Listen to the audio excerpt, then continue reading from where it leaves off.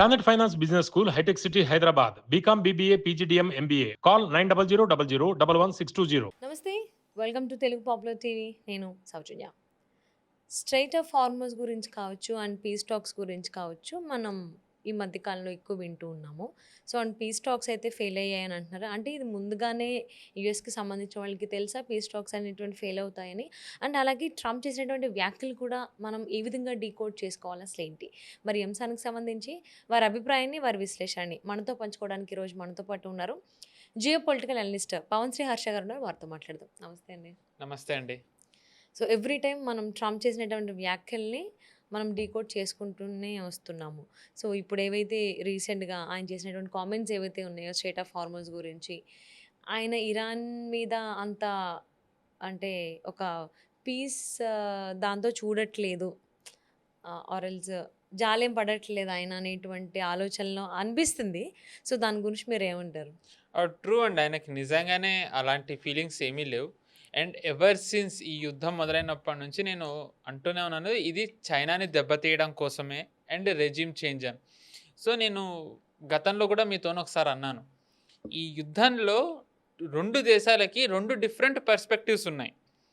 ఇజ్రాయెల్కి ఏంటంటే regime change అవ్వాలి, ట్రంప్కి ఏంటంటే ఇరానియన్ ఆయిల్ కావాలి. ఆ రెజిమ్ చేంజ్ ట్రంప్ ఎందుకు కోరుకుంటున్నాడంటే బేసికల్లీ అక్కడ ఉన్న regime anti US and pro China కాబట్టి. ఓకే. సో ట్రంప్కి అందుకని రెజిమ్ చేంజ్ ద్వారా అక్కడ ఎనర్జీ రిసోర్సెస్ యుఎస్ ఆధీనంలోకి కావాలి. వెరస్ ఫర్ ఇజ్రాయెల్ ఎనర్జీ ఇవి ఏమీ లేదు, సింపుల్గా రెజిమ్ చేంజ్ అవ్వాలి, ఎందుకంటే ఇట్ ఈస్ యాంటీ ఇజ్రాయెల్ కాబట్టి. సో ఇందులో భాగంగానే మనం చూసాం, యుద్ధం జరిగింది, ఇద్దరు ఒకళ్ళ మీద ఒకళ్ళు వేసుకున్నారు, దెన్ సీజ్ ఫైర్ అన్నారు, పీ స్టాక్స్ అన్నారు. సో ఇప్పుడు మనం పీ స్టాక్స్ కనుక వచ్చినట్టయితే మనం ఎవరెవరు వచ్చారు, ఇరాన్ వైపు నుంచి నిజంగానే ఇంపార్టెంట్ పీపుల్ వచ్చారు. లైక్ వాళ్ళ స్పీకర్ కానివ్వండి గలీబాఫ్, దాని తర్వాత వాళ్ళ ఫారెన్ మినిస్టర్ అబ్బాస్ అరాక్చి, ఇలాగా హై లెవెల్ డెలిగేషన్ వచ్చారు. అండ్ యూఎస్ సైడ్ నుంచి బేసికలీ స్టీవ్ విట్కాఫ్ కానివ్వండి, లేకపోతే ట్రంప్ అల్లుడు జారెద్ కుష్నర్ కానివ్వండి, లేదు అంటే వైస్ ప్రెసిడెంట్ జేడీ వ్యాన్స్ వచ్చారు. సో బేసికల్గా ఈ పీ స్టాక్స్ యుఎస్ ఇరాన్ అనేటిది ఏంటి అంటే చాలా మ్యాక్సిమలిస్ట్ డిమాండ్స్, అంటే ఒప్పుకోవడానికి ఆచరణ సాధ్యం కానివి, అండ్ వీళ్ళు గోల్ పోస్ట్ చేంజ్ చేస్తూ వచ్చారు అని. దాని తర్వాత వ్యాన్స్ చెప్పకనే చాలా స్పష్టంగా చెప్పారు, మేము చెప్పినవి ఏవి ఒప్పుకోలేదు, పీ స్టాక్స్ ఫెయిల్ అయ్యాయని. సో ఇక్కడ మెయిన్ నా అభిప్రాయం ఏంటి అంటే యుఎస్కి సీజ్ ఫైర్ చేయించే ఉద్దేశం లేదు, పీ స్టాక్స్ ఎప్పుడు కూడా యుఎస్ ఇంటెన్షన్ కాదు. And especially with a person like వ్యాన్స్ని ఇక్కడ దింపడం వెనక ఒక కారణం ఏమై ఉండొచ్చు అంటే ఈ యుద్ధం మొదలైనప్పటి నుంచి దీనికి వ్యతిరేకం అని చెప్పి వ్యాన్స్ది మనకి కనిపిస్తూనే ఉంది. ట్రంపే స్వయంగా అన్నారు వ్యాన్స్ యుద్ధానికి వ్యతిరేకం అని. And at the same time Steve Witkoff కానివ్వండి, జారెద్ కుష్నర్, వీళ్ళతోని చర్చలకి ఇరాన్ సుముఖత వ్యక్తం చేయలేదు. వాళ్ళు వ్యాన్స్ కావాలని కోరుకున్నారు, ఎందుకంటే వ్యాన్స్ కొంచెం పీస్ కోరుకునే వ్యక్తి కాబట్టి. సో వ్యాన్సే ఇప్పుడు మనకి దిగడం చూసాం, బట్ స్టిల్ పీ స్టాక్స్ రాలేదు. అంటే వాళ్ళు ఏదైతే ఒక శాంతి చర్చలు సంధి ప్రయత్నాలు జరిగారో అవి జరగలేదు. ఇప్పుడు బేసికల్లీ 47 ఏళ్ల నుంచి జరుగుతున్న యుద్ధం కేవలం ఒక 5 గంటల్లో మాట్లాడేసుకుని సంధి చేసేసుకుని షేక్ హ్యాండ్ ఇచ్చి ఫోటోలు దిగి వెళ్ళిపోతారు, అది వీళ్ళ స్కెచ్ అనుకుంటే గనక నిజంగా నమ్మడానికి ఇక్కడ ఎవరు సిద్ధంగా లేరు. బేసికల్లీ వీళ్ళిద్దరూ ఏంటంటే they are both buying time. ఏంటంటే ఇప్పుడు మనం చాలామంది, నేను మొదటి నుంచి అంటున్నాను యుఎస్ ఓడలేదు ఇంకా, చాలామంది ఏంటంటే యుఎస్ ఓడిపోయింది, డిక్లైనింగ్ సూపర్ పవర్ అన్నీ చెప్పేస్తున్నారు. ఇరాన్ గెలిచేసింది, కొంతమంది దాన్ని విశ్వగురు అని కూడా అనేస్తున్నారు, నెక్స్ట్ సూపర్ పవర్ అనేసారు, విచ్ ఇస్ ఓకే, ఎవరి అభిప్రాయం వాళ్ళది. కానీ ఈ యుద్ధంలో ఇద్దరివి కూడా వాళ్ళ ఆయుధాలు ఏవైతే ఉన్నాయో అవి చాలా తగ్గాయి, కౌంట్ తగ్గాయి, దెబ్బతిన్నాయి. కానీ సీజ్ ఫైర్ టైమింగ్ కనుక చూసుకున్నట్టయితే ఇరాన్ ఆయువు పట్టు ఏదైతే ఉందో రెండు, ఒకటి దాని స్టీల్ ఎక్స్పోర్ట్, తర్వాత ఖర్గై ల్యాండ్, ఈ రెండింటి మీద యుఎస్ దాడి చేయగలిగింది. అంటే ఇరాన్కి ఆర్థిక వ్యవస్థ ఏదైతే ఉందో ఆ వెన్నుముక్క మీద దెబ్బ కొట్టడంలో యుఎస్ సక్సెస్ అయింది. సో ఇప్పటివరకు సీజ్ ఫైర్ నిజానికి Feb 20th ఖమీనీని అసాసినేట్ చేసిన తర్వాత నుంచి సీజ్ ఫైర్కి అంటే మేము చర్చలకు ఒప్పుకోమని ఇరాన్ ఎందుకు వచ్చింది అప్పుడు అంటే సంహౌ వాళ్ళకు కూడా అర్థమైంది దీన్ని డ్రాగ్ చేస్తే వాళ్ళకు కూడా కష్టం అని. దట్ డజంట్ మీన్ యుఎస్కి సెట్ బ్యాక్ రాలేదని కాదు, యుఎస్ కూడా కొన్ని లాసెస్ వచ్చాయి. మనం చూసాం చాలా ఎక్కువ వాళ్ళ ఫైటర్ జెట్స్ కానివ్వండి, వాళ్ళవి లేకపోతే ఎయిర్‌క్రాఫ్ట్ క్యారియర్స్ కానివ్వండి, లేకపోతే వాళ్ళ హెలికాప్టర్స్ ఎలా దెబ్బతిన్నాయో మనం చూస్తూనే ఉన్నాం. హ్మ్. సో, యూఎస్ ఏంటంటే వాటిని మళ్ళీ తిరిగి రప్పించాలంటే వాళ్ళకి టైం కావాలి. అవును. ఎట్ ది సేమ్ టైమ్ ఇరాన్‌కి ఏంటంటే మళ్ళీ దానిది ఏవైతే ఆర్సెనల్ వెపన్స్ ఉన్నాయో వాటిని మళ్ళీ స్ట్రెంథెన్ చేసుకోవడానికి దానికి టైం కావాలి. యెస్. సో, ఇద్దరు దానికోసమని పీస్ టాక్స్ కూర్చున్నారు. ఇద్దరికీ సంధి ఇష్టం లేదు. సో, బేసికల్లీ ఈ టైంలో ఏం జరుగుతోంది అంటే చైనా ఇరాన్‌కి ఆయుధాలు సప్లై చేస్తోంది అన్న వార్తలొచ్చాయి. హుహు. ఆఫ్‌కోర్స్ చైనా దాన్ని డినై చేయడం చేసింది. బట్ తెలీదు with China and Iran equation. అయితే ట్రంప్ దీని గురించి రియాక్ట్ అయ్యారు. ఒకవేళ చైనా గనక ఎటువంటి సప్లై చేసిన ఆయుధాలను మాకు కన్ఫర్మేషన్ వచ్చినా 50% టారిఫ్ ఏస్తామని. హ్మ్. ఇంట్రెస్టింగ్ థింగ్ ఏంటి అంటే ఇరాన్‌కి రష్యాను, చైనా అలైస్. కానీ రష్యా మీద అటువంటి వ్యాఖ్యలు చేయలేదు టారిఫ్ ఏస్తానని. హ్మ్. మరి రష్యా సహాయం చేస్తుందా? చెయ్యట్లేదా? రష్యా ఎటుందనేది ఇది ఒక క్యూరియస్ యాస్పెక్ట్ ఇందులో మనకి. హ్మ్. వర్డ్స్ కేవలం మాటలకే పరిమితమై చేతలకొచ్చేసరికి రష్యా దూరంగా ఉంటుందేమో మనకి తెలీదు ఇంకా. బట్ చైనాని లక్ష్యంగా చేసుకున్నారు. సో, నేను ఫస్ట్ నుంచి అన్నట్టు చైనానే లక్ష్యం ట్రంప్‌కి. ఆ! సో, చైనాకు ఒక రకంగా వార్నింగ్ ఇచ్చారు. బట్ స్టిల్ చైనా ఏం చేస్తుంది అనేది మనం చూడాలి. యాస్ ఫర్ యూఎస్ మనం చూసుకున్నట్టయితే గనక యూఎస్ ఈ టైంలో మనం మొత్తం వెస్ట్ ఏషియా మ్యాప్ చూసుకున్నట్టయితే మ్యాసివ్ అర్మాడా యూఎస్‌కెళ్తోంది. హ్మ్. అంటే ఎయిర్‌క్రాఫ్ట్ క్యారియర్స్ కానివ్వండి, లేకపోతే ఎయిర్ రీఫ్యూలర్స్ కానివ్వండి, మిలిటరీ ట్రాన్స్‌పోర్ట్ ఎయిర్‌క్రాఫ్ట్స్ కానివ్వండి, ఇవన్నీ వెళ్తున్నాయి. ఇజ్రాయెల్ ఎయిర్‌పోర్ట్‌లో చాలా భారీగా యూఎస్‌వి ఎయిర్‌క్రాఫ్ట్ రీఫ్యూలర్స్ ఉన్నాయి. హ్మ్. సో, యూఎస్ ఏంటి అంటే మొత్తం దాని అర్మాడాని దించుతోంది. And at the same time US sees at one point చైనాకి ఇంకా యూఎస్‌కి కూడా ఒక క్లాష్ వచ్చే అవకాశం ఉందని అనిపించుండొచ్చు. లేదు అంటే తైవాన్ మీదకి వెళ్ళాలి అని చైనా అనుకుంటే గనక దాన్ని కంటైన్ చేయడానికన్నా అవ్వచ్చు. ఆర్ లేకపోతే యూఎస్ ఎయిర్‌క్రాఫ్ట్ కన్నా ఒక రకంగా ఆల్టర్‌నేటివ్ ఉండాలని కూడా అవ్వచ్చు. ఒక ఇంట్రెస్టింగ్ యాస్పెక్ట్ ఏంటంటే ఇండోనేషియాతోని ఒక చర్చలు చేస్తోంది. హుహు. మీ ఎయిర్ స్పేస్ ఏదైతే ఉందో అన్‌లిమిటెడ్ యాక్సెస్ మాకు కావాలి. మాది ప్రతి మా ఎనీథింగ్ మా ఎయిర్‌క్రాఫ్ట్ అది ఫైటర్ జెట్ అవ్వనివ్వండి, మా బాంబర్ అవ్వనివ్వండి, మా మిలిటరీవి రీఫ్యూలర్స్ అవ్వనివ్వండి, మా ట్రాన్స్‌పోర్ట్ ఎనీథింగ్ మావి ల్యాండ్ అవ్వడానికి మాకు అన్‌లిమిటెడ్ యాక్సెస్ కావాలని. ఓకే. మనం చూసుకున్నట్టయితే గనక చైనాకి తైవాన్ దూరం. కొంచెం అంటే తైవాన్ ఆపోజిట్‌లో వస్తుంది. కొంచెం చిన్న గ్యాప్ వచ్చి. ఆ తైవాన్ నుంచి ఇలా వస్తూ ఉంటే గనక మనకి ఈ ఇండోనేషియావి ఐలాండ్స్ ఉంటాయి. ఓకే. పాకెట్స్. హ్మ్. హ్మ్. ఇక్కడ నుంచి కొంచెం ఇలా వెళ్తేనే మారిషస్ చాగోస్ ఐలాండ్ వస్తుంది. యూకే మారిషస్‌కి ఇద్దామనుకుంటే యూఎస్ వ్యతిరేకించింది. హ్మ్. అండ్ అదే చాగోస్ ఐలాండ్‌లో ఇప్పుడు యూఎస్ నేవీ కూడా ఉంది. యూఎస్ ఫోర్సెస్ ట్రైనింగ్ తీసుకుంటూ. దాని నుంచి ఇలా కొంచెం వెళ్తేనే then we enter into strait of Hormuz Iran ఇదంతా. సో, అంటే మనం చూసుకున్నట్టయితే ఇలాగ యూఎస్ ఒక రకంగా ఏంటి అంటే మొత్తం దాని ఎయిర్ బేస్‌లని కానివ్వండి, నేవీకి కావాల్సిన ఒక బేస్ హబ్బులు కానివ్వండి తయారు చేసుకుంటోంది. హ్మ్. అండ్ ఇక్కడ ఏంటి అంటే కేవలం ఇరాన్ కనే కాకుండా భవిష్యత్తులో మనని కంటైన్ చేయడానికి and at the same time చైనాని కూడా ఎక్స్పాండ్ అవ్వకుండా కంటైన్ చేయడానికి ట్రంప్ ఏంటంటే దూరదృష్టితోని స్కెచ్ చేస్తున్నారు. హ్మ్. బట్ ఇది ఎంతవరకు వెళ్తుంది అనేది మనం వాట్ ఎక్స్టెంట్ ట్రంప్ గోస్ అనేది మనం చూడాలి. అండ్ ఈ ఇప్పుడు వార్ గురించి మనం ఆల్మోస్ట్ మోర్ దెన్ 1½ మంత్ నుంచి మాట్లాడుకుంటున్నాం. ఇవన్నిట్లో ఇజ్రాయెల్, యూఎస్ఏ, ఇరాన్ ఈ 3 ఉన్నాయి. బట్ పీస్ టాక్స్‌లో ఇజ్రాయెల్ లేదు. ఓన్లీ ఇరాన్, యూఎస్ మాత్రమే వాళ్ళకి సంబంధించిన అఫీషియల్స్ మాత్రమే వచ్చారు. అంటే ఇప్పుడు వన్స్ యూఎస్ కనుక సరే పీస్ టాక్స్ ఫెయిల్ అయినాయి. బట్ ఒకవేళ ఓకే అయ్యుండి వాళ్ళిద్దరూ ఆహ్, సామరస్యంగా వాళ్ళు పక్కకెళ్ళిపోతే ఇజ్రాయెల్ అయితే అటాక్స్ ఆపదు కదా! It was never bound to be success peace talks. Peace టాక్స్‌లో సక్సెస్ అవుతుందా? ఫెయిల్ అవుతుందా? అనేది యాస్పెక్ట్ లేదక్కడ. హ్మ్. పీస్ టాక్స్ విఫలం అవుతాయి.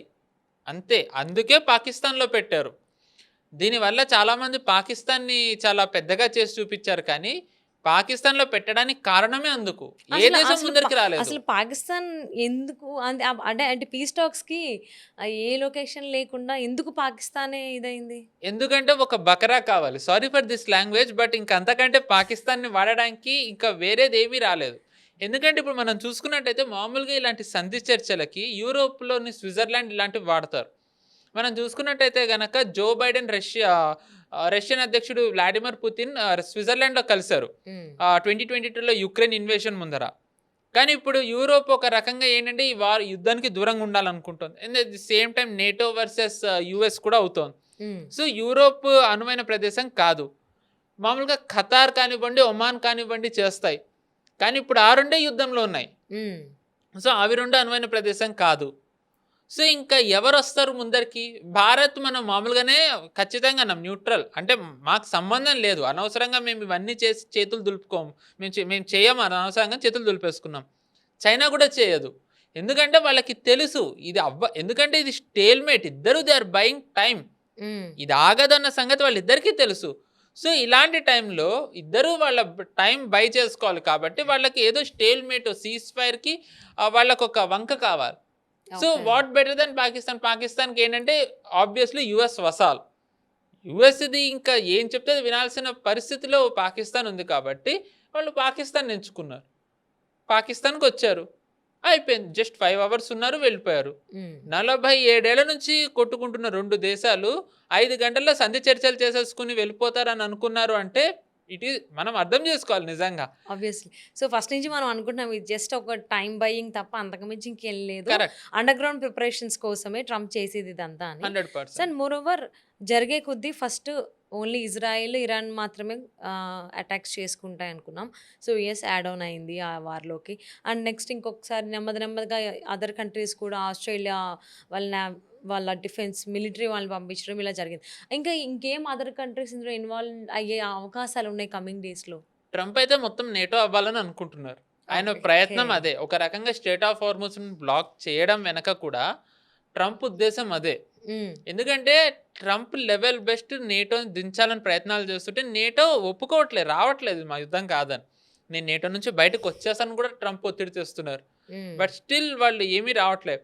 కానీ యూకే ఇది ఇటీవల కీర్ స్టార్మర్ ఈ పీస్ టాక్స్ అవుతున్నప్పుడు దానికి ముందరు కీర్ స్టార్మర్ ఒక వ్యాఖ్యలు ఏం చేశారంటే, నేను చాలా తరచుగా యుఎస్ అధ్యక్షుడు డొనాల్డ్ ట్రంప్తో నేను టచ్లో ఉన్నాను, సుమారు 30 దేశాలతో కలిపి ఒక కోయిలిషన్ ఫామ్ చేసి స్ట్రేట్ ఆఫ్ హార్మూస్ను ఓపెన్ చేసి ఫ్రీగా అంత నావిగేషన్ అయ్యేలా చేయడానికి మేము ప్రయత్నాలు చేస్తున్నామని. మరి ఇప్పుడు ఆ ట్రంపే మొత్తం స్ట్రేట్ ఆఫ్ హార్మూస్ని బ్లాక్ చేశారు. అగైన్ ఇది కేవలం ఇరానియన్ వెసిల్స్, అంటే ఇరాన్ నుంచి ఏవి వెళ్లకుండా వేరే దేశాల నుంచి వెళ్ళడానికి ఓకే అని అంటున్నారు ట్రంప్. మరి అది కూడా ఎంతకాలం ఉంచుతారో తెలీదు. సో బేసికలీ నేటో ఇప్పుడు ఎంతవరకు ముందరకు వస్తుంది అనేది కూడా మనకు ఒక సందేహమే. అయితే ఇక్కడ మనం చూసుకున్నట్టయితే గనక ఇరాన్ మీద ఎందుకు ఇప్పుడు ఒక రకంగా ఈ బ్లాకేడ్ ఇంపోజ్ చేశారు ట్రంప్ అని అంటే గనక, కొన్ని దశాబ్దాలుగా ఇరానియన్ ఆయిల్ది ఫుల్ లెంత్ కాకపోయినా ఒక మోస్తరు శాంక్షన్స్ గురైంది. ఈ ఆంక్షలు విధించడం వల్ల వాళ్ళ ఆయిల్ ద్వారా ఏదైతే వాళ్ళు రెవెన్యూ ఎర్న్ చేయొచ్చో దానిది చాలా సిగ్నిఫికెంట్ డ్యామేజ్ జరిగింది అనేది ఒప్పుకోవాలి ఇరాన్కి. విచిత్రంగా ఏంటంటే ఈ యుద్ధం మొదలైనప్పటి నుంచి ఇరానియన్ ఆయిల్ బాగా ఫ్లో అవుతుంది, ఇరాన్ బాగా ఎర్న్ చేస్తోంది. అండ్ దీంట్లో చైనాకి కూడా వాళ్ళు ఒక రకంగా మోస్తరు పంపించడం జరిగింది. సిగ్నిఫికెంట్లీ ఎంతైతే పంపిస్తారో అంత పంపించకపోయినా మామూలుగా ఇరానియన్ ఆయిల్ 90% చైనాకే వెళ్తుంది. 90%. అండ్ దాని తర్వాత ఇంకా చాలా స్టన్నింగ్ న్యూస్ ఏంటంటే వెనిజువేలాకు కూడా వెళ్తుంది, which is a very rich in oil. ఇంకా స్టన్నింగ్ ఏంటంటే యుఏఈ కూడా తీసుకుంటుంది, which is another significant oil producer అక్కడ. బట్ ఏంటంటే మరి ఇప్పుడు యుఏఈకి వీళ్ళకి మధ్య గొడవ జరగడం వల్ల యుఏఈ తీసుకుంటుందో లేదో తెలీదు. అండ్ వెనిజువేలాకి వెళ్ళే స్కోపే లేదు ఇప్పుడు, చైనాకి తగ్గింది. But still Iranian oil revenue బాగానే ఉంది, ఇరానియన్ ఆయిల్ రెవెన్యూ బాగా ఎర్న్ చేస్తుంది. అంటే మరి బ్లాక్ అవ్వచ్చు or through any other means అవ్వచ్చు. సో ఏంటంటే ఇరాన్ది ఒక రకంగా ఎకానమీని దెబ్బతీయాలి. సో అందుకే ట్రంప్ బేసికల్గా సీజ్ ఫైర్ ముందర ఆయన ఏం చేశారు, ఖర్గ్ ఐలాండ్ని కొట్టారు, ఎక్స్పోర్ట్ హబ్ ఆయిల్కి. ఇంకొక ఇంపార్టెంట్ దాని ఎకానమీ బ్యాక్ బోన్ ఏంటంటే స్టీల్ మ్యానుఫ్యాక్చరింగ్, ఆ స్టీల్ ప్లాంట్స్ని కొట్టారు. సో ఏంటంటే ఆర్థికంగా కనుక దెబ్బ తగిలినట్టయితే ఆ ఒత్తిడి వల్ల వీళ్ళు పీస్ టాక్స్కి వచ్చి కూర్చుంటారు అనేది ట్రంప్ ఆలోచన. కానీ ఇజ్రాయెల్ ఆలోచన ఏంటి అంటే పీస్ కాదు, ఇప్పుడు రెజిమ్ చేంజే ఖచ్చితంగా అవ్వాలి. ఐరనీ ఏంటంటే ఇప్పుడు వెస్ట్ ఏషియన్ దేశాలు అంటే గల్ఫ్ దేశాలు ఏవైతే ఉన్నాయో అవి ఇజ్రాయెల్ ఒక్క తాటి మీద ఉన్నాయి అగేన్స్ట్ ఇరాన్. ఇజ్రాయెల్ ఏంటి అంటే 47 ఏళ్లలో ఎప్పుడూ లేనంత బలహీనంగా ఇరాన్ ఉంది ఇప్పుడు. సో ఇదే మంచి time once and for all ఇది ముగించేయడానికి. అండ్ దీని ద్వారా నెతన్యాహుకి కానివ్వండి, ఇజ్రాయెల్కి ఏంటి, వాళ్ళ ఎక్స్పాన్షన్ గ్రేటర్ ఇజ్రాయెల్ ఏదైతే ఉందో వాళ్ళు దాన్ని ఫుల్ఫిల్ చేసుకోగలుగుతున్నారు. ఓకే. సదరన్ లెబనన్లోకి వెళ్తున్నారు. ట్రంప్ ఇటీవల నెతన్యాహు ఒక ప్రెస్ మీట్ పెట్టినప్పుడు, పీస్ టాక్స్ అవుతూ ఉన్నప్పుడు ఆయన మ్యాప్ చూపించారు. ఆ మ్యాప్లోనే చాలా స్పష్టంగా ఇరాన్, యమన్, సిరియా, ఇరాక్, దాని తర్వాత గాజా ఇవన్నీ చూపించారు. అంటే ఏవైతే ఇరాన్ ప్రభావం ఉన్నాయో ఇక్కడంతా మేము యుద్ధం చేస్తున్నామని. సో నెతన్యాహుకి ఏంటంటే ఇది వెనక్కి వెళ్ళే ఉద్దేశమే లేదు. నెతన్యాహు స్పష్టం కూడా చేశారు, ఇరాన్ మీద మేము చేస్తున్న యుద్ధం మేము ఆపే ప్రసక్తే లేదని. అండ్ దాని తర్వాత గల్ఫ్ దేశాలది నేను మీకు తరచూ చెప్తూనే ఉన్నాను, వాళ్ళు ఎట్టి పరిస్థితుల్లో వాళ్ళు ఇప్పుడు ఆపడానికి వాళ్ళు ఒప్పుకోరు. ఇది ఆపాలి అంటే ఒక్కటే ఏంటి అంటే రెజీమ్ చేంజ్ అవ్వాలి. ఇంకా ఇరాన్ అనేది అక్కడ షియాస్ రూలింగ్ ఉన్నంత కాలం ఇంకా సౌదీ అరేబియా కానివ్వండి, యుఏఈ వీళ్ళు బిక్కుమంటూనే ఉంటారు. వీళ్ళ అస్తిత్వానికి ఎప్పటికైనా ప్రమాదమే. కాబట్టి ఇప్పుడు వాళ్ళు కూడా ఇక్కడ రెజీమ్ చేంజ్ అవ్వడానికే కోరుకుంటారు. కానీ వీళ్ళతో అవ్వదు. సమ్హౌ ట్రంప్ ఏంటంటే నేటో దేశాలను కూడా తేవాలని అనుకుంటున్నారు ఆయన. సో అందువల్ల బ్లాకేడ్ చేశారు. అండ్ ఈ బ్లాకేడ్ ద్వారా ఏంటంటే ఇప్పుడు చైనాకి వెళ్ళేది కూడా పూర్తిగా ఆగిపోయింది. అంటే చైనాకే కాకుండా మనకు వచ్చేటువంటి ఏవైతే షిప్స్ అవి కూడా బ్లాక్ చేస్తారు ఇరాన్ నుంచి వచ్చే. ఎస్, ఆబ్వియస్లీ అది మనకు కూడా దెబ్బతలుతుంది. ఇది మళ్ళీ మనకి ఇంకొక ఛాలెంజ్. సో అతి కష్టం మీద మనం ఒక రకంగా మనం ఆయిల్ సప్లై కానివ్వండి, ఎనర్జీ మనం ఏదైతే తెచ్చుకుంటూ వస్తున్నామో మనం ఇప్పుడు ఒక రకంగా ఇరాన్ నుంచి ఆగడంతో కొన్నేళ్ల తర్వాత వస్తుంది. ఐ థింక్ 7 years, దాని తర్వాత 7 years అనుకుంటా. 7 years తర్వాత మొదటిసారి ఇరానియన్ ఆయిల్ మనం తీసుకుంటూ వచ్చాం. సో ఇప్పుడు మళ్ళీ దాన్ని బ్లాక్ చేసేసారు. సో మళ్ళీ మేబీ అందుకనే మనం జయశంకర్ గారు యుఏఈ వెళ్ళడం, మన ఎనర్జీ మినిస్టర్ హర్దీప్ సింగ్ పూరి గారు ఖతార్ వెళ్ళడం వెనుక ఇదే ఒక కారణం అవ్వచ్చు. ఎందుకు మన ఎనర్జీ సప్లైస్ని ఎలాగా మనం ప్రొటెక్ట్ చేసుకుంటామని. ఎందుకంటే ఇప్పుడు వాళ్ళకు కూడా హిట్ అయింది సివియర్గా. మరి వాళ్ళు కూడా ఏం గ్యారంటీస్ ఉన్నాయి అనేది నాకు తెలిసి వచ్చే కాలంలో మనకు తెలుస్తుంది. అండ్ ఖతార్ విషయంలో మనకి మోస్ట్లీ ఏంటంటే ఒక ఎనర్జీదే ఉన్నాయి. యుఏఈతో మనకి ఎనర్జీతో పాటు మనం చాలా స్ట్రాటజిక్ మనకి టైస్ కూడా ఉన్నాయి, అలైన్మెంట్ అవి. మనం చూసుకున్నట్టయితే కనుక ఇటీవల వాళ్ళ president MBZ Mohammed bin Zayed కొన్ని గంటలకి భారత్ వచ్చి వెళ్ళడం కూడా జరిగింది. And at the same time ఇప్పుడు ఆయన వెళ్ళినప్పుడు ఆయన కేవలం ఆయన కౌంటర్ పార్ట్ని, డిఫెన్స్ మినిస్టర్నే కాకుండా ఆయన స్వయంగా ప్రెసిడెంట్ని కూడా కలిశారు, ఎంబీజెడ్ని. సో సంథింగ్ సిగ్నిఫికెంట్ యుఏఈ ద్వారా మనం సంథింగ్ ఈజ్ హ్యాపెనింగ్. దాంట్లో యుఏఈ కీలక పాత్ర ఉందనేది మేబీ మన అసెస్మెంట్ అవ్వచ్చు. ఒక రకంగా ఐరనీ ఏంటంటే ఒక ఇంపార్టెంట్ ఈవెంట్ జరిగే ముందర ఐదర్ వాళ్ళు భారత్ రావడము, భారత్ ప్రతినిధులు అక్కడికి వెళ్ళడమో జరుగుతోంది. 2022లో రష్యా స్పెషల్ ఆపరేషన్ మొదలెట్టే ముందు పుతిన్ కొన్ని గంటలు ఇక్కడికి వచ్చారు. దాని తర్వాత ఇజ్రాయెల్ దాడి చేసే ముందర మోదీ గారు ఇజ్రాయెల్ వెళ్ళారు. దానికి కొంచెం ముందరే ఎంబీజెడ్ యుఏఈ వచ్చారు, భారత్ వచ్చారు. సో ఇప్పుడు మరి జయశంకర్ గారు అక్కడికి వెళ్ళారు, హర్దీప్ సింగ్ పురి గారు ఖతార్ వెళ్ళారు. మరి వీళ్ళందరూ కలిపి దాడి చేయబోతున్నారా? ఈ దాడి జరిగినట్టయితే ఏదైతే మనకి ఇప్పుడు ఈ దేశాల నుంచి వస్తుందో అది నిరంతరం ఆగకుండా వచ్చేలా మనం ఏం చేయగలం అనే చర్చ ఏమన్నా జరిగిందా మరి మనకు తెలియదు, రాబోయే కాలంలో తెలుస్తుంది. అయితే ఇది ఇలా అవుతుంటే ఒక ఇంట్రెస్టింగ్ ఆస్పెక్ట్ ఏంటంటే యుఏఈ డెలిగేషన్ ఇప్పుడు మళ్ళీ చైనాకి వెళ్ళింది. సో అంటే యుఏఈ కూడా ఇప్పుడు మరి అంటే నిజానికి ఒక రకంగా ఇరాన్కి వ్యతిరేకంగా యుద్ధంలో ఉన్న సమయంలో యుఏఈ డెలిగేషన్ చైనాకి వెళ్ళడం యుఎస్ ఖచ్చితంగా నచ్చదు. ఆర్ మేబీ యుఎస్ఏ పంపించుండొచ్చు యుఏఈ ద్వారా ఇరాన్ని కంట్రోల్ చేయమని, మనకి తెలీదు. So I think maybe 2 weeks cease fire అన్నారు. మరి అది ఇంకా ఉంటుందో ముందరే అవుతుందో తెలియదు. కానీ హై అమౌంట్ ఆఫ్ ఛాన్సెస్ ఏమున్నాయంటే మళ్ళీ మొదలు అవ్వచ్చు.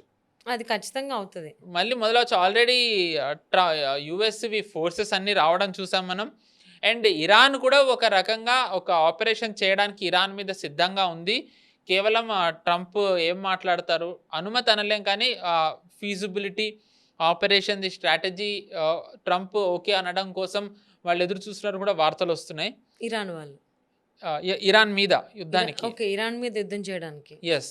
సో బేసికల్లీ ఇప్పటి వరకు అయితే జరిగిన దాంట్లో ఎవరు వినర్ ఎవరు లూజర్ అనే దాంట్లో అందరూ యుఎస్ ఇంకా ఇరాన్దే చూస్తున్నారు. కానీ ఒక రకంగా ఇప్పుడు విన్నర్ అయితే ఇప్పటి వరకు అయితే ఇజ్రాయెల్ అని ఉంది.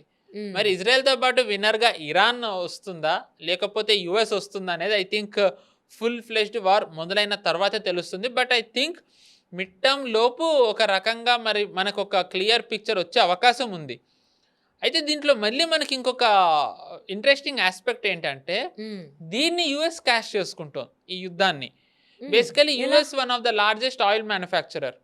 ట్రంప్ అంటున్నారు మా దగ్గర ఆయిల్ తీసుకోండి మా దగ్గర ఆయిల్ తీసుకోండి అని. ఖాళీ ఎంటీ వెజిల్స్ వస్తున్నాయి నిండా వెళ్తున్నాయి అని. But still distance matters. Distance దూరం అయ్యే కొద్దీ ఆబ్వియస్లీ అది కాస్ట్ కూడా ఎక్కువ అవుతుంది. సో మరి దాన్ని ఎలా భరిస్తున్నారో చూడాలి. అండ్ యుఎస్ జనరల్ ఇలాంటివి వచ్చినప్పుడు వాళ్ళు బాగా క్యాష్ చేసుకుంటారు. సో అగైన్ చాలా ఈక్వేషన్స్ ఉన్నాయి. సో ఇంకా చాలా విషయాల్లో స్పష్టత రావాల్సింది ఉంది. రాబోయే కాలంలో మనకి రావచ్చు. కానీ ఖచ్చితంగా ఈ peace talks it was never suppose to be a peace talks or a ceasefire. ఈ రెండు దేశాలు ఏంటంటే they are buying time. They are ఖచ్చితంగా బయింగ్ టైం. అండ్ మనకి ఇప్పుడు స్పష్టంగా తెలుస్తుంది అదైతే. సో ఇద్దరు మళ్ళీ తొడలు కొడుతున్నారు. ఇద్దరు ఒకళ్ళ మీద ఒకళ్ళు ఛాలెంజ్ చేసుకుంటున్నారు. ఈవెన్ పీస్ టాక్స్కి వచ్చినప్పుడు కూడా ఇరాన్ అఫీషియల్స్ అందరూ బ్లాక్ డ్రెస్ వేసుకుని వచ్చారు. అంటే మేము పీస్ టాక్స్కి సుముఖంగా లేము అని చెప్పకనే చెప్పినట్ట లేకపోతే ఎలా అర్థం చేసుకోవాలి? బేసికలీ వాళ్ళు బ్లాక్ డ్రెస్ వేసుకుంటారండి. సో ఐ డోంట్ థింక్ అది మరి అంత వాళ్ళు చూస్తున్నట్టు కాదు. కానీ బట్ బేసికలీ ఒక ప్రశ్న ఏమడగాలంటే ఎవరైతే ఇరాన్ గెలిచిందని అన్నారు, why did Iran come to table? Iran గెలిచినట్టయితే కనుక ఇరాన్ ఫస్ట్ రామనని మేము చర్చలే లేవని సంధి అవసరం లేదని అన్న Iran all of a sudden ఎందుకు సంధికి వచ్చింది? Something happened. ఏదో ఇరాన్కి కూడా సెట్ బ్యాక్ వచ్చింది. బట్ మళ్ళీ ఇరాన్ ఎందుకు సీజ్ ఫైర్కి ఒప్పుకోలేదంటే ఆబ్వియస్లీ ఇరాన్కి కూడా ఎంత వీక్గా ఉన్నా మొత్తం వాళ్ళ అస్తిత్వానికి ప్రమాదం వచ్చేలా ఒక షరతులు పెడితే వాళ్ళు కూడా ఒప్పుకునే పరిస్థితి లేదు. మీరు యురేనియం ఎన్రిచ్మెంట్ ఆపాలన్నారు. దాని తర్వాత ఐరానికల్లీ ఈ యుద్ధం మొదలయ్యే ముందర యురేనియం ఎన్రిచ్మెంట్ని కంట్రోల్లో పెట్టడానికి ఇరాన్ ఒప్పుకుంది ఒమాన్ మీడియేటర్గా ఉన్నప్పుడు. బికాజ్ ఆఫ్ ఇజ్రాయెల్స్ అటాక్ ఇప్పుడు ఇరాన్ పర్స్పెక్టివ్ చేంజ్ అయిపోయింది. వాళ్ళు నిర్ణయం మార్చుకున్నారు. సరే ఈ యురేనియం ఎన్రిచ్మెంట్ మేము ఇంకా చేస్తామని అంటున్నారు. బలిస్టిక్ మిసైల్స్ ప్రొడక్షన్ ఆపేయాలంటున్నారు. లాంగ్ రేంజ్ మిసైల్స్ ప్రొడక్షన్ ఆపేయాలంటున్నారు. Uranium enrichment out of Iran వెళ్ళిపోవాలంటున్నారు. అంటే ఇంకా బేసికలీ ఇరాన్ దానికి అది కాపాడుకోవడానికి ఏమీ లేవు. ఇప్పుడు మిసైల్స్ ప్రొడక్షన్ ఆపేస్తే రేపు ఏ దేశం అన్నా దాడి చేస్తే ఇరాన్ ఏం చేయాలి? ఒక పువ్వు ఇచ్చి శాంతి చర్చలో కూర్చోలేరు కదా ఇప్పుడున్న టైంలో. అండ్ ఇరాన్ ఆబ్వియస్లీ మనకు తెలిసిందే టెర్రర్ నేషన్ అని అంటారు. What ever it is, Iran developed proxies. Chance వస్తే ఇరాన్ మీద పగ తీర్చుకోవాలి ప్రతీకారం తీర్చుకోవాలనుకునే వాళ్ళు చాలామందే ఉంటారు. సో అలాంటి పరిస్థితుల్లో ప్రస్తుతం ఉన్న Iran ballistic missiles production long range missiles production ఎలా ఆపుతుంది? అది ఆపే పరిస్థితి లేదు. సో ఒకవేళ సెట్ బ్యాక్ వచ్చినా లాస్ వచ్చినా ఈ పీస్ టాక్స్ వల్ల ఒప్పుకునే పరిస్థితులు ఇరాన్ లేదు. సో అందుకే పీస్ టాక్స్ ఇరాన్ సక్సెస్ అవ్వలే. ఐ మీన్ ఇరాన్ ఒప్పుకోలేకపోయింది. యుఎస్ ఎప్పుడు ఖచ్చితంగా ఒప్పుకోదని తెలిసే ఆ డిమాండ్స్ పెట్టింది. జేడీ వ్యాన్స్ని కాకపోతే దింపడం ఏంటి అంటే ప్రొజెక్షన్. అంటే హౌస్ ఇప్పుడు బేసికలీ ట్రంప్ ఇమేజ్ మనకు తెలిసింది అందరికి ఎలా ఉందో. ట్రంప్ కానివ్వండి, ట్రంప్ అల్లుడు కానివ్వండి, స్టీవ్ విట్కాఫ్ కానివ్వండి, ఒక రకంగా మోడరేటర్ అన్న image. Moderator in the sense అంటే ఒక ప్రాగ్మాటిక్గా కొంచెం పీస్కి ట్రై చేస్తాడనే వ్యక్తి ఎవరు అంటే జేడీ వ్యాన్స్ అనే ఒక పేరుంది. సో అలాంటి జేడీ వ్యాన్స్ వచ్చినా పీస్ కుదరలేదు అంటే ఇరాన్ ఎలాగా ప్రవర్తిస్తుందో చూడండి. We're doing whatever we can. ఇంకా మా చేతుల్లో ఏమీ లేదు. We're compelled to take action against Iran అని చెప్పడమే జేడీ వ్యాన్స్ని పెట్టడం వెనక ఒక ఉద్దేశం. సో యాజ్ పర్ నౌ యూఎస్కి అయితే it is going as per plan. So మరి చూడాలి ఇంకా మళ్ళీ ఏమవుతుంది అనేది. అవును. సో ట్రంప్ ఎప్పుడు కూడా చెప్పేది చేయరు, చేసేది చెప్పరు. మరి ఈ స్ట్రైట్ ఆఫ్ హార్మూజ్ అయితే బ్లాకేట్ చేయడం, మా ఇరానియన్ వాటిని షిప్స్ని కంట్రోల్ చేస్తానడం, దానివల్ల మనకెంత ఎఫెక్ట్ అవుతుంది అసలు ఏంటి అనేది చూద్దాం రాబోయేటువంటి రోజుల్లో. మరి ఆ సీజ్ ఫైర్ ఎన్ని రోజులు హోల్డ్ చేస్తారు? చెప్పిన దాని ప్రకారం 2 వీక్స్ ఉంటారా, లేకపోతే ఈ లోపే స్టార్ట్ చేస్తారా? అన్నీ సెట్ చేసేసుకున్న తర్వాత విల్ సీ అండి. Thank you so much. Thank you అండి. నమస్తే.